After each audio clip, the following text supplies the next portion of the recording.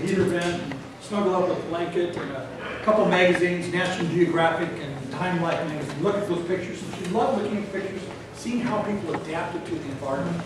That was fascinating. Hot environment, they adapted. Cold environment, they also adapted. By their clothing, their shelter, whatever.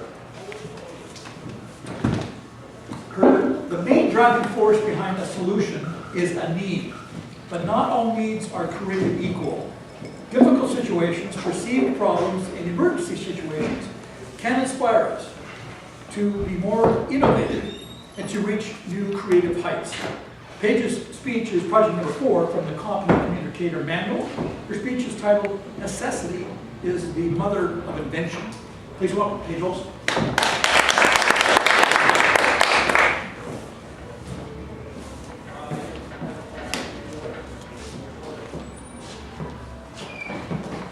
Well, the last 4 days in my neighborhood, Mother Nature has presented us a huge challenge. We are still without power. And will be probably until tomorrow night. So, necessity has become the mother of invention. The other thing that happened in our neighborhood is as the snow, heavy wet snow was falling, we sat in our houses safe as we heard snap, crackle, and thud as branches and trees came down all around us. But later in the evening, as 3 households went outside to deal with their generators, one, mine to turn it on. I wait until about 6 hours after losing power before I turn it on. One, to turn it off to go to bed, and one to refuel. My daughter yelled at me and said, "Fire! Call the fire department! Our neighbor's house is on fire!" So being a firefighter, she went down, took control of the situation, and we were able to put it out without much damage to the house. And the necessity became that we all became inventive in assisting this family, and we continue to because their entire electrical panel was toasted. So I have 3 extra mouths to feed in my house with what I had prior to the storm until getting out to today. So as we went through and are going through these trying times, these challenges with Mother Nature's fury and modern conveniences, we started thinking about, and we started actually using phrases such as, when you're given a lemon, make lemonade, or look for the silver lining, or the third one. Anyway, but we started using all these different phrases that are pretty normal that we bring up in crisis. And so I thought, there's nothing else better to do. I'll get on my phone, I can Google a few things, and I Googled the origins of these sayings. And I discovered that these sayings I was coming up with really don't have clear origins. As a matter of fact, the 2 I just said aren't even the original words that were used. We've subtracted cloud from we subtracted cloud from the silver lining one, and the lemonade one we've mixed and matched different things, and so we've changed them over time. So I thought, what about necessity is the mother of invention? What about that one? And I Googled it, and I was fascinated. That one is in its original state. Not only that, the origin is clear. It is originally found in one of Plato's works, all the way back then, and it has stayed true to its form through all of these centuries. So then I thought, well, let me Google the meaning of it. How fascinating might that be? And I Googled the meaning, and guess what? There isn't one single agreement on the words to use to explain it. I thought, wow, really? Not one thing. They all have this general idea, but I did find a general train, and it was there had to be a need, and then there had to be an inspiration, and then there needed to be a creative solution. And that was the common thread.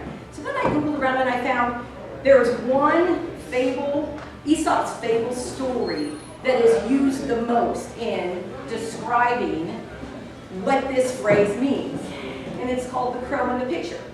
The need is it's a hot day out, and the need is the crow is thirsty. He's dying of thirst, literally. He needs water. So his inspiration was a pitcher with water in it. Now, in addition to the inspiration, he had a problem. He couldn't reach the water in the bottom of the pitcher. So she had a creative solution, which was drop enough pebbles into the pitcher, raise the water level up, get the water, and survive. So I thought, okay, well in this phrase, what does necessity mean? Is it really life and death? Is that what this phrase is about? And I started to think about this, and I thought, you know, no. Necessity is the mother of invention, has nothing to do with a life and death struggle. That's the fable that is most attached to that saying. But I don't agree. Let me explain. I thought back through the sentimental stories of my family's life over the last two and a half decades. And my daughter loved horses. Loved horses. But we had allergy problems in our household. So inside playthings and outside playthings could not move in and outdoors. There were indoor playthings and outdoor playthings. And inside she had two big horses, Rocky horse, and Clydesdale. Now Rocky was a wooden preschool-sized rocking horse. He was a little less than 3 feet long. He had a wooden seat that was about 1 foot off the ground, and the top of his head was about 2 feet off the ground. Clyde was a 2.5 foot long, back was 1 foot off the ground, head 2 feet off the ground, stuffed Clydesdale that looked just like a Budweiser Clydesdale. And she would put these two together. Their manes and tails were out of this not really yarn, not really fake hair kind of substance. And she carried, pulled, and pushed these animals all over our house. There were times she'd be working in the kitchen and they'd be tied by their lead lines to the knobs on the counter doors. So there'd be one here and there'd be one there, and she'd be cooking. I mean, she was attached to them.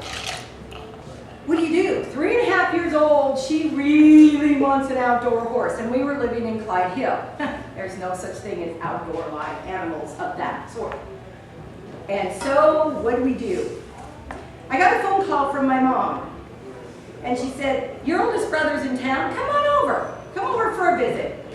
She lives in North Seattle, so we got in the car and we went over for the visit, and I was saddened when I got there to see this old, massive, majestic maple tree that our tire swing had hung from on the ground in the backyard in pieces. And I said, Mom, what happened? And she said, well, the tree's old, it's rotting from the inside out, and the branches are starting to fall. The branches that used to give shade to the Burke-Gilman Trail were now falling on the Burke-Gilman Trail, causing a safety hazard, so it had to come down. I said, okay. She said, but your brother is in town, and my youngest brother who lived there said they had an idea. I said, okay. So they were out there with tools, so my 5-year-old son was, give me a tool belt, I want to go help. And my daughter, who was 3.5, said, Grandma, what's going on? And Grandma said, I'm not going to tell you. You need to think about it. Go take a look. And she'd go over and says, what you doing? And I go, we're not telling. What do you think? And she'd go, it's just a puzzle. I just don't know. It's just a puzzle. I just don't know. And this went on for back and forth, and nobody would tell her. Finally, my brothers and my son backed up.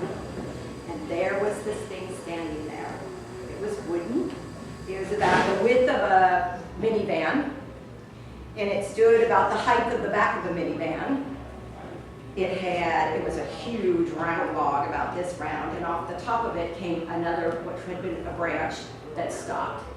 And my brothers had attached 4 large wooden legs, bolted them on, and sat there. And we said, Grandma goes, Heather, that's for you. And Heather goes, well, what is it? Grandma goes, well, what do you think? She goes, it's Pea Pony! Oh, she was in 7th heaven. Pea Pony had arrived.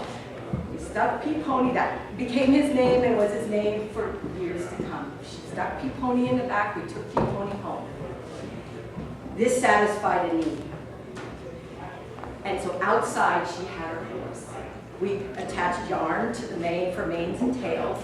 Now, how do you groom a wooden horse? You put on your safety glasses, you put on your ear protection, and you get out your little palm sander. And you spend hours with fine sandpaper grooming your horse. We made all kinds of stuff. a year later, we moved from Clyde Hill out to our property where I still live. And Pea Pony was still an important part of her life. She learned how to lasso from the back of Pea Pony.